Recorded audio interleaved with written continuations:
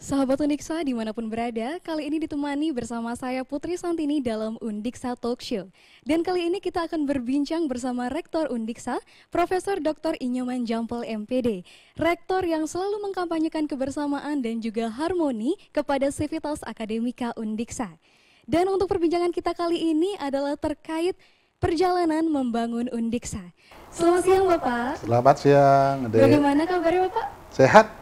Sehat. Astungkare Baik. sehat semua. Astungkare. Ya. Baik, terima kasih Bapak. Untuk sahabat Undiksa semuanya, seperti yang kita ketahui bersama bahwa Bapak Rektor sudah cukup lama mengabdi di Undiksa. Namun sebelum itu ternyata beliau juga sempat menjadi dan juga dipercayakan menjadi Dekan Fakultas Ilmu Pendidikan, lalu pernah juga menjadi Ketua Jurusan, dan sebelumnya lagi juga sempat menjadi Wakil Rektor 2 Undiksa. Nah, tentu banyak sekali yang penasaran bagaimana Bapak bisa melakukan hal tersebut dan bagaimana perjalanan Bapak bisa mencapai hal tersebut, dan tentunya hal itu bisa menjadi inspirasi banyak orang. Namun sebelum lebih lanjut lagi Bapak, ada hal yang ingin saya tanyakan. Bagaimana ceritanya Bapak bisa jatuh cinta kepada Undiksa? Kira-kira apa motivasi Bapak untuk melakukan hal tersebut Bapak? Oke, terima kasih. Ya, sahabat Undisa yang saya muliakan, yang saya banggakan, Om Swastiastu. Nah, ini terkait dengan mengapanya itu ya. Ini sesungguhnya kenapa saya harus di Undisa, barangkali sulit saya jawab ya. Karena dulunya kita kan biasa-biasa saja, setelah tamat kita melamar ya, terus diterima gitu ya. Di awal-awal kita biasa-biasa saja dan memang setiap saat, dalam artian mungkin setiap hari, setiap minggu, setiap bulan, setiap tahun terus meningkat memang kecintaan kita kepada Undisa. Nah, ini barangkali boleh saya katakan ini mungkin adalah suatu takdir gitu ya, artinya memang kehendak Tuhan gitu ya, sehingga saya menjadi tenaga pengajar di Undiksa yang dulu bernama FKIP Unud. Nah, memang boleh kita bedakan antara takdir dan nasib. Kalau takdir itu atas kehendaknya, tapi kalau nasib boleh kita rubah. Itu artinya kalau kita mau merubah nasib ke arah yang lebih baik, memang kita harus berkomitmen, bekerja keras, bersyukur, dan bekerja dengan ikhlas. Nah, itu mungkin yang saya lakukan ya, untuk kita bisa enak mengabdi di Undiksa ini. Tapi ada sesuatu hal yang mungkin selalu menggerakkan hati saya untuk katakan itu ya, menjadi yang terbaik barangkali ya, atau mencapai jabatan akademik tertinggi yaitu profesor. Itu barangkali banyak diilhami oleh saudara saya, kakak saya almarhum ya, Made Depel itu, yang dia kan tidak berpendidikan, karena saya yang paling disayang di keluarga, akhirnya saya aja yang bisa sekolah ya. Karena dulu tuh luar biasa bedanya antara Nusa Dua atau Bualu sekarang dengan Tempo dulu. Dia bercita-cita saya ingin menjadi kepala pesor ya, dia sebut kepala pesor. Entah bagaimana itu memang bisa terjadi ya. Nah, ini saya pahami bahwa takdir ya, tetapi kita bisa merubah nasib kita dengan bekerja keras. Sehingga mungkin boleh saya berharap di sini, mari kita harus meningkatkan kemampuan kita, mari kita harus meningkatkan semangat kita, mari kita harus meningkatkan komitmen kita untuk menunjukkan secara optimal kompetensi kita, kekuatan kita, sehingga betul-betul kita bisa menjadi yang berharga, betul-betul kita bisa menjadi seseorang yang bisa memberikan kepada yang lain, apakah itu perorangan, apakah itu mungkin Undiksa umpamanya ya, dengan cara apa? Dengan cara bekerja secara lestari. Kalau saya memang gini, santai-santai aja, pokoknya saya bekerja. Mungkin dari sejak awal itu saya pernah menjadi panitia apa saja, mungkin pernah ya saya alami. Tapi dengan ikhlas saya bekerja. Tidak harus bekerja ini akan menjadi ini. Tidak pernah saya rancang diri saya menjadi profesor, tidak pernah saya rancang diri saya akan menjadi rektor karya sekarang, tidak pernah sama sekali. Hanya saya memang bekerja, bersahabat, menghargai dan menghargai, selalu merendah untuk menghargai orang lain. Nah, mungkin demikian ya, yang bisa saya sampaikan ya. Oke. Iya, makasih Bapak bekerja bersabar dan rutin untuk melaksanakan hal tersebut nih Pak. Nah, dalam melaksanakan tugas itu tentunya ada sosok yang menjadi penyemangat Bapak. Nah, kira-kira kalau boleh tahu juga Bapak, siapa yang menjadi sosok tersebut, siapa yang menjadi penyemangat Bapak dalam melaksanakan tugas yang cukup berat itu Bapak? Oke, terima kasih. Ini kan sebagai makhluk beragama gitu ya. Yang pertama itu tentu yang di atas, gitu. Artinya Tuhanlah yang menjadi penyemangat kita, karena sering saya katakan kalau kita selalu ingat pada Tuhan dan kita anggap segala sesuatu yang kita lakukan akan berhasil atau tidak atas kehendaknya, maka kita akan bisa dituntut untuk bekerja ikhlas, bekerja yang serius atau bekerja yang sungguh-sungguh. Karena kan tanggung jawab kita kepada Tuhan itu kita yang paling tahu.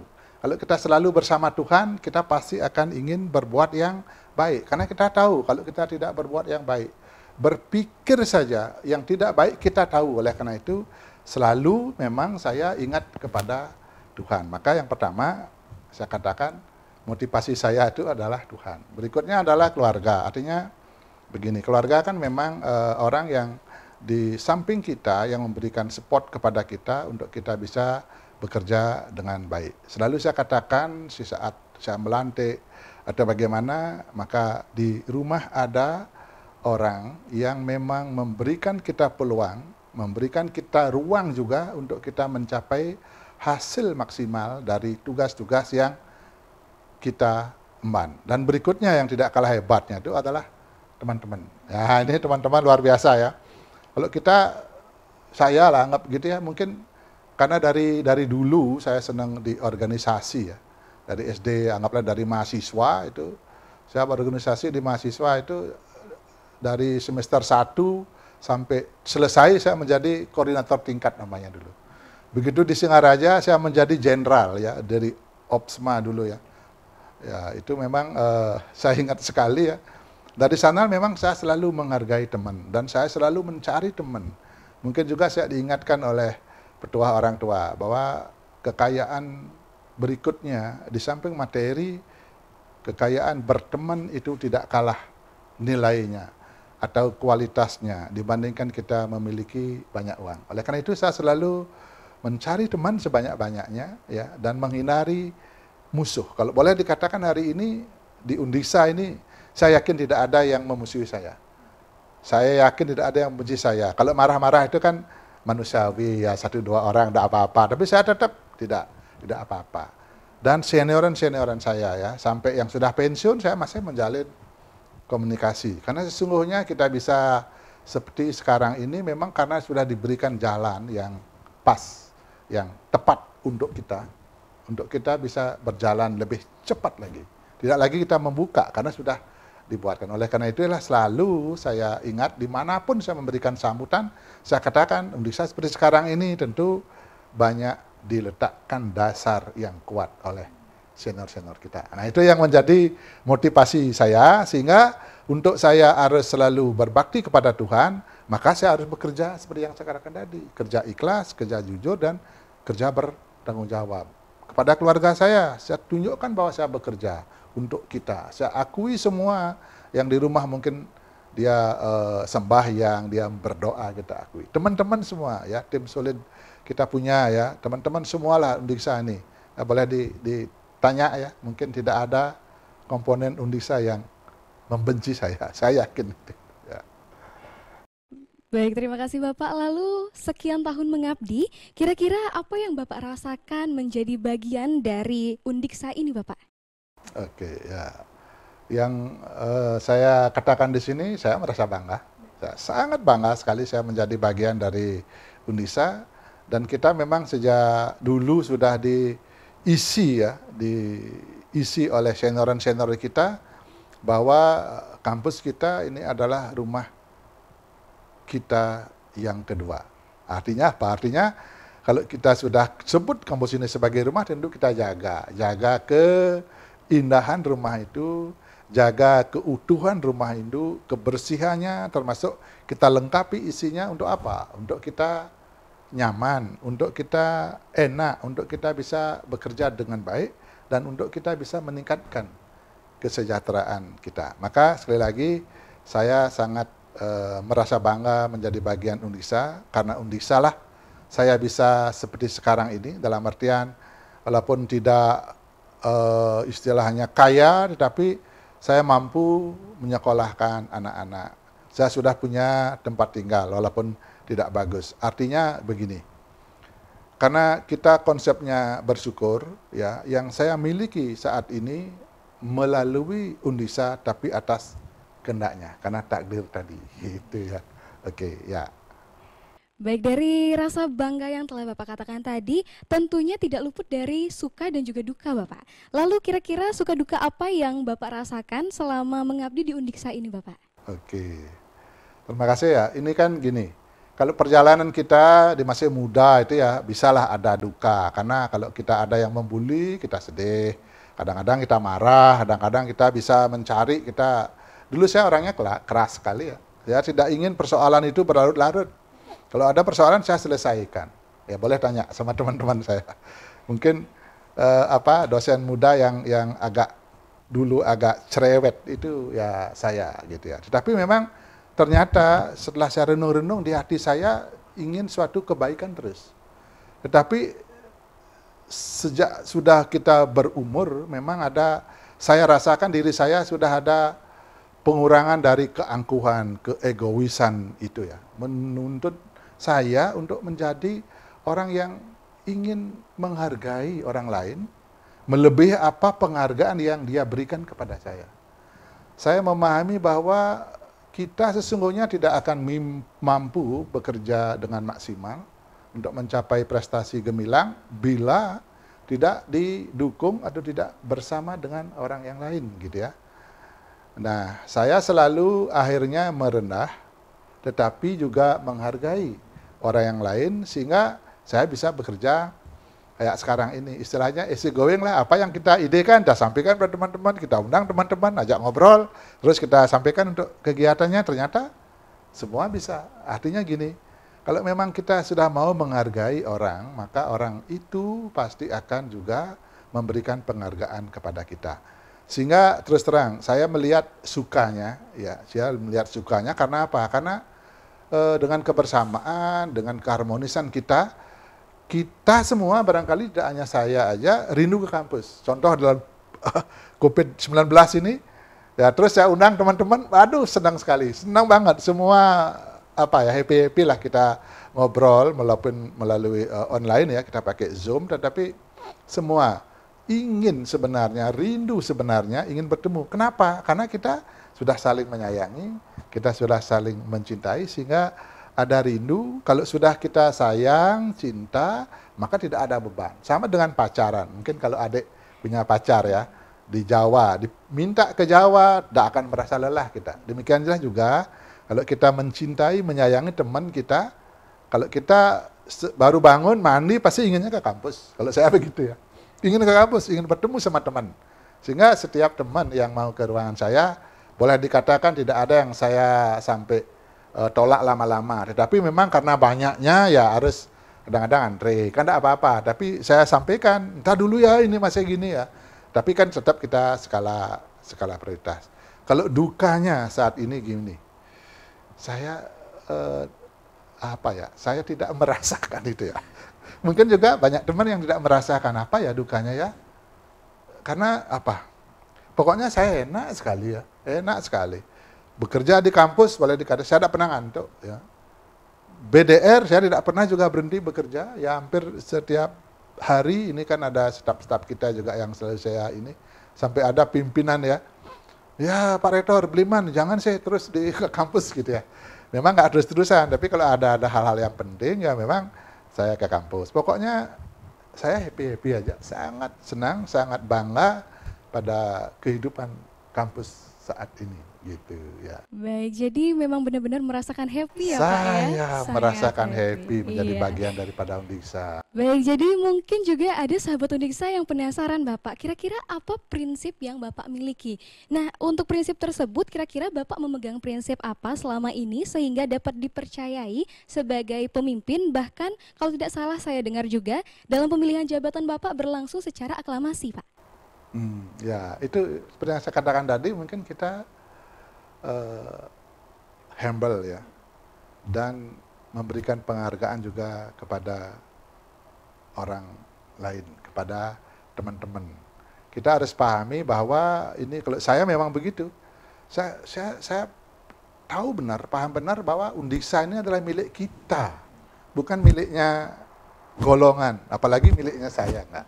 Ini milik kita, maka selalu saya berbuat bagaimana agar betul-betul, karena ini milik kita harus kita kerjakan bersama. Ya, maka prinsip kebersamaan itu menjadi sesuatu yang pertama ya dalam saya menjalin apakah itu komunikasi dengan yang lain ya, dan juga selalu saya mengedepankan bagaimana kita bisa hidup nyaman ya, istilah sekarangnya hidup berharmoni. Maka sifat rendah diri dan menghargai sangat penting.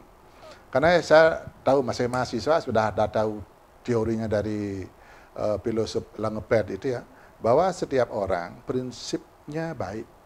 Nah, kalau kita tahu bahwa setiap orang prinsipnya baik, maka hendaknya kita jangan merasa hebat membicarakan kelemahan, apalagi keburukan orang lain. Nah, karena prinsipnya dia baik kan, kalau dikatakan tidak baik pasti tidak senang dia. Ya, itu yang saya pegang ya. Sehingga saya berusaha semaksimal mungkin untuk saya tidak berbicara tentang kelemahan atau keburukan orang lain. Saya ingin selalu memberikan penghargaan. Contoh realnya begini. Anggaplah saya sudah dapat WA yang sama dari beberapa orang. Sudah saya baca, sudah saya pahami, mungkin sudah saya share juga. Terus ada teman lagi men-chatting ke saya hal yang sama, saya tetap ucapkan terima kasih. Walaupun mungkin saya berarti duluan ya kan, karena sudah saya share kan, tetapi tetap pada orang itu saya berikan penghargaan dengan ucapan terima kasih. Itulah cara-cara bagaimana agar kita terus saling merindukan. Kalau kita sudah saling merindui, saling mempercaya. Tapi tidak kita hanya bisa berbicara, terus kita hanya di dalam pikiran, memang kita wujudkan dalam suatu perbuatan. Nah, mungkin teman-teman begini, karena dia melihat Pak Jampolnya itu memang hidupnya hampir untuk Undiksa ya. Mungkin saja begitu kan gitu ya, sehingga akhirnya ya sudahlah, enggak usah lagi ngapaan, dipilih lagi yang lain. Sudah beliau aja dulu gitu ya. Sehingga memang pertama kali memang Undiksa melakukan pemilihan rektor, BLU itu yang aklamasi ya.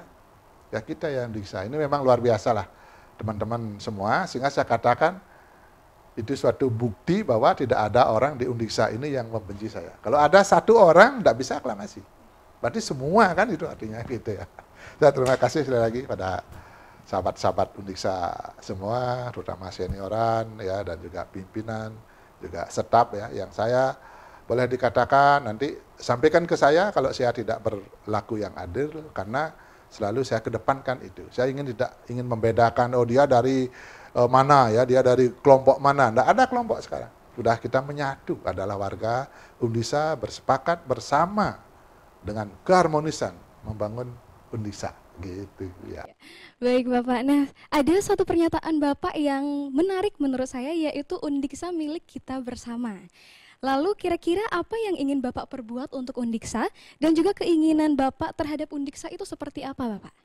Oke, terima kasih. Nah ini gini, saya harus kembali kepada apa yang saya sampaikan saat saya menyampaikan visi misi sebagai bakal calon rektor periode kedua.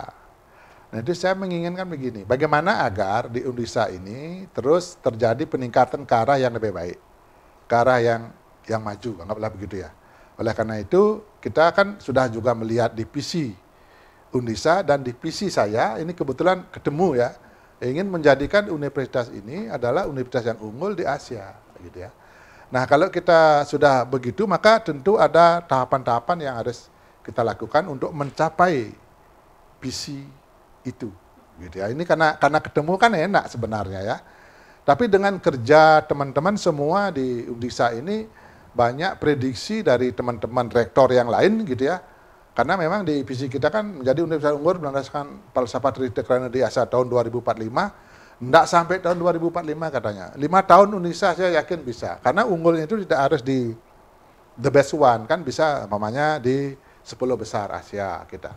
Mungkin 5 tahun, 10 tahun lah kita sudah bisa di sana. Nah, sepanjang kebersamaan dengan keharmonisan ini, kerja keras, kerja cerdas, kerja ikhlas itu bisa kita tingkatkan. Saya yakin apa yang menjadi cita-cita saya sebagai rektor di periode kedua itu adalah untuk menjadikan Undiksa ini sebagai trendsetter, bagaimana kita menjadi model lah bagi perguruan tinggi, baik nasional dan juga internasional. Dan kita ingin menjadi perguruan tinggi yang bereputasi internasional, international reputable university. Itu yang memang kita sudah petakan, itu yang sudah kita tanam, pancang pada setiap insan Undiksa, sehingga semua geraknya memang mengarah ke sana. Ini kita lihat ya, karena kemarin 2 hari yang lalu kalau tidak salah saya rapat pimpinan, semua memberikan laporan, semua bekerja. Tidak ada yang tidak bekerja walaupun kita bekerja dari rumah, ya, work from home, tetapi kita malahan bermanfaat besar untuk kita mencapai apa yang telah kita sepakati di awal. Baik, terima kasih Bapak.